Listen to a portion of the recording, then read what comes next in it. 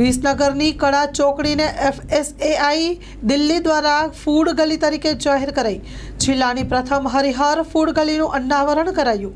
Food ગલીમાં Visnagar વાસીઓને શુદ્ધ સાત્વિક ભોજન મળી રહેશે।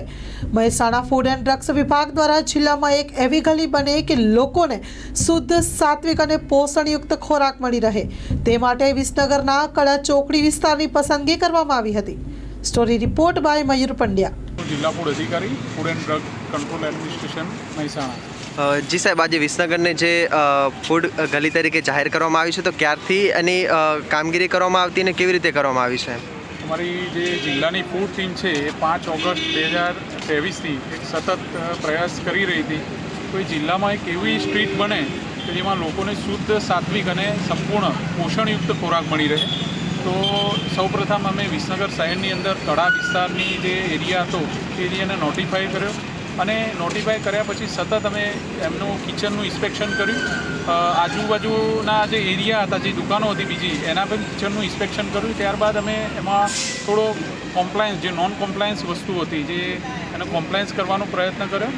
ત્યારબાદ અમારી 6-12 મહિનાની સફળતા બાદ આજે હરિહર સ્ટ્રીટ ફૂડ હબ તરીકે FSSAI ન્યૂ દિલ્હી દ્વારા એક સ્ટ્રીટના રજિસ્ટર એટલે નોટિફાઈડ કરવામાં આવેલી છે અને એનું આજરોજ વિસનગર શહેરમાં અનાવરણ કરવામાં આવેલું છે। જી સાહેબ, આ જે સ્ટ્રીટ ફૂડ શરૂ કરવાનો મુખ્ય હેતુ શું છે?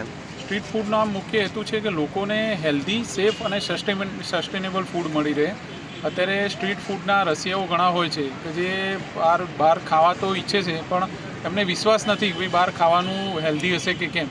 તો આ એક FSSAI નો ઈટ રાઇટ ઇન્ડિયા ઇનિશિયેટિવનો એક ભાગ હતો કે જેમાં આ સ્ટ્રીટને અમે સર્ટિફાઈડ કરી છે। સતત ફૂડ એન્ડ ડ્રગ દ્વારા જિલ્લાની, વિસનગર જ નહીં, તમામ જિલ્લાના તમામ હોટલ, રેસ્ટોરન્ટ, નાસ્તા હાઉસ હોય તેમાં ફૂડ એન્ડ ડ્રગ સતત ચેકિંગ કરે છે। અમારું ફૂડ સેફ્ટી ઓન વ્હીલ્સ છે એ પણ સતત અહીંયા ચેકિંગ કરતું હોય છે અને આ સર્ટિફાઈડ કરવાનો એક મુખ્ય હેતુ એ છે કે લોકોને એક વિશ્વાસ બેસે કે ભાઈ ફૂડ એન્ડ ડ્રગ દ્વારા આ બાબતનું ચેકિંગ થાય છે અને સ્ટ્રીટની અંદર હેલ્ધી અને સસ્ટેનેબલ ફૂડ મળે છે। જી સાહેબ, મહેસાણામાં આવી કોઈ બીજી કોઈ સ્ટ્રીટ ફૂડ છે કે પછી વિસનગરમાં જ છે એમ કોઈ? વિસનગરમાં પ્રથમ છે આરી સ્ટ્રીટ ફૂડ।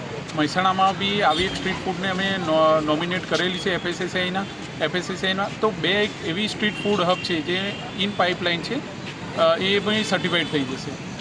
જી સાહેબ, વિસનગરવાસીઓને શું કહેવા માગશો ફૂડ ગલી વિશે? એમ ખાસ સંદેશો કંઈ આપવા માગશો? વિસનગરના જે લોકો છે એમને કહેવા માગી છે, માનનીય આરોગ્ય મંત્રીશ્રીનું આ એરિયા છે, તો એક વિશ્વાસ મૂકે કે ભાઈ ફૂડ એન્ડ ડ્રગ સતત કામગીરી કરી રહી છે। માનનીય આરોગ્ય મંત્રી સાહેબશ્રીની પણ સૂચનાઓ છે કે વારંવાર આવી સ્ટ્રીટને તમે એવી સ્ટ્રીટ બનાવો, ફક્ત વિસનગરમાં જ નહીં પણ ગુજરાતમાં આવી સ્ટ્રીટ ફૂડ હબ બનાવો કે જેથી લોકોને એક વિશ્વાસ પહોંચે કે ભાઈ જે ફૂડ છે, જે સ્ટ્રીટ ફૂડ છે, સ્ટ્રીટ ફૂડના જે બહારના શોખીનો હોય છે ખાવાના, એમનો પણ એક વિશ્વાસ જીતી શકાય કે ભાઈ આવી સ્ટ્રીટ ફૂડની અંદર ફૂડ એન્ડ ડ્રગ વિભાગ દ્વારા સતત ચેકિંગ થાય છે અને સ્ટ્રીટ ફૂડની અંદર હેલ્ધી, સેફ અને સસ્ટેનેબલ ફૂડ મળે છે।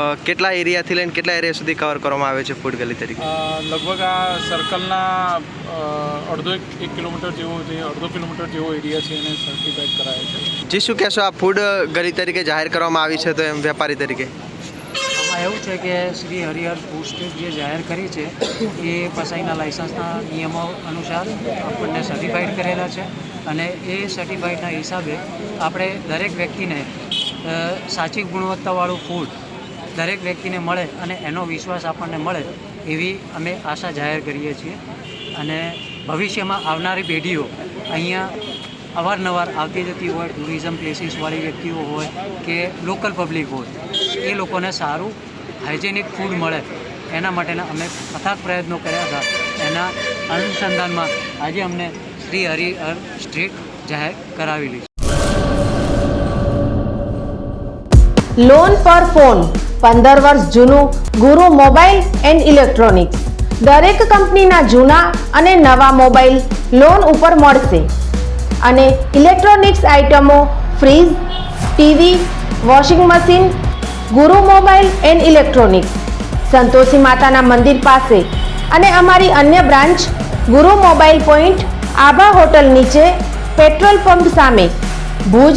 તો મેળવો લોન પે ફોન અને તમામ ઇલેક્ટ્રોનિક્સ એપ્લાયન્સીસ।